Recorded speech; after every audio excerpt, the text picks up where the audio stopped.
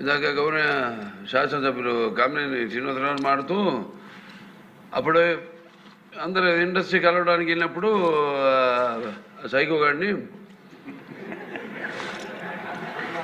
చిరంజీవి గారు గట్టిగా అడిగితే అప్పుడు ఈయన వచ్చాడంది అబద్ధం. గట్టిగా ఎవడు అడగలేదు అక్కడ. అది మీరు అన్నారు ఇందాక, ఏదో గట్టిగా అడిగితే ఈయన వచ్చాడు మళ్ళీ కలవడానికి, లేకపోతే ఏదో సినిమాటోగ్రఫీ మినిస్టర్ కలవమన్నారు అని. ఏంటంటే అడిగినా అండి అవి మిగతాన్ని ఓకే, అవమానించడం ఆయన ఓకే, ఏదో ఆయన పెద్ద గట్టిగా చెప్తే ఆయన దిగి వచ్చాడంట కలవడానికి, లేకపోతే సినిమాటోగ్రఫీ మినిస్టర్ కలవమన్నా అంట. మనం కూడా నాకు ఇన్విటేషన్ వచ్చింది ఇక్కడ ఫిల్మ్ డెవలప్మెంట్ ఒక లిస్ట్ తయారు చేయమని.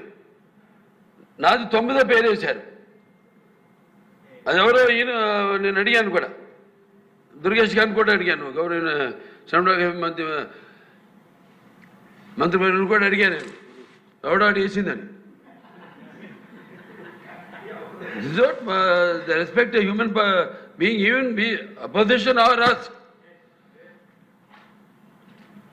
9వ పేరు వేశారు. ఇది అదేదో గట్టిగా ఎవడు అడిగాడు, గట్టిగా అడిగితే పంపించారు లోపలికి, వచ్చాడు ఈడు కలవడానికి. Sorry, I want to clarify this. No, very good, sir. మన ఆంధ్రప్రదేశ్ ప్రభుత్వ అసెంబ్లీలో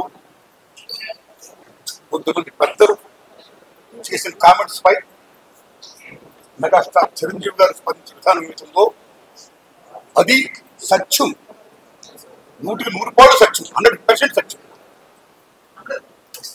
అప్పుడు వైఎస్ జగన్మోహన్ రెడ్డి గారి హయాంలో ఆయన సీఎంగా ఉన్నప్పుడు, పేర్నాని గారు సినిమాటోగ్రఫీ మంత్రిగా ఉన్నప్పుడు ఇండస్ట్రీ నుంచి చిరంజీవి గారితో పాటు చాలా మందిని వారు ఆహ్వానించడానికి నేను కూడా ఒకటి.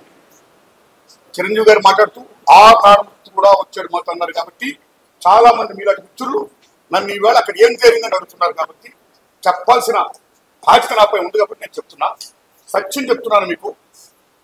జగన్మోహన్ రెడ్డి గారి గవర్నమెంట్ మా సినిమా కళాకారుని కానీ చిరంజీవి గారిని కానీ ఎవరిని కూడా అవమానించలేదు, చాలా గౌరవించారు. సత్యం. ఎందుకంటే కోవిడ్ కష్టకాలంలో సినిమా రంగం ఏమైపోద్ది అని భయోందనతో దశలో పరిశ్రమ పెద్దలందరూ కలిసి చిరంజీవి గారిని కలిశారు. పరిశ్రమ పెద్దగా ఆయన భావించి, ఆయన గౌరవించి నన్ను ఆహ్వానించారు.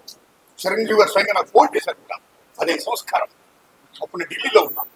నారాయణమూర్తి ఇండస్ట్రీ క్లిష్ట పరిస్థితిలో ఉంది. భారీ చిత్రాలతో పాటు సగటు సినిమా తీసిన ఇలాంటి వాడు అందరూ కూడా రావాలి, ఎప్పుడైనా చెప్పాలి, మనందరం ప్రభుత్వాన్ని కలవాలి, ప్రభుత్వం నుంచి మనకి ఏ సహాయ శాఖలు వస్తాయో మనం స్వీకరించాలి, మనం విన్నవించాలి అని చిరంజీవి గారు చెప్పడం, అందరూ మీట్ అవడం చిరంజీవి గారి ఇంట్లోనే ఇది జరిగింది. అప్పుడు అనేక మంది వారు అభిప్రాయం చెప్పారు. ఆయన్ని తీసుకుని మన సీఎం గారితో చెప్పారు. వారు సీఎం గారితో మాట్లాడారు స్వయంగా. అలా నేను కూడా పేర్నాని గారికి విజ్ఞప్తి చేసే పద్ధతులు అలా చాలా మంది విజ్ఞప్తి చేశారు. ముఖ్యంగా చిరంజీవి గారు తీసుకున్న రోలు సెల్యూట్, హోల్ హార్టెడ్ అని పరిశ్రమ పెద్దగా వాటి బెస్ట్ రోల్ ఈ ప్లేట్ దట్టే.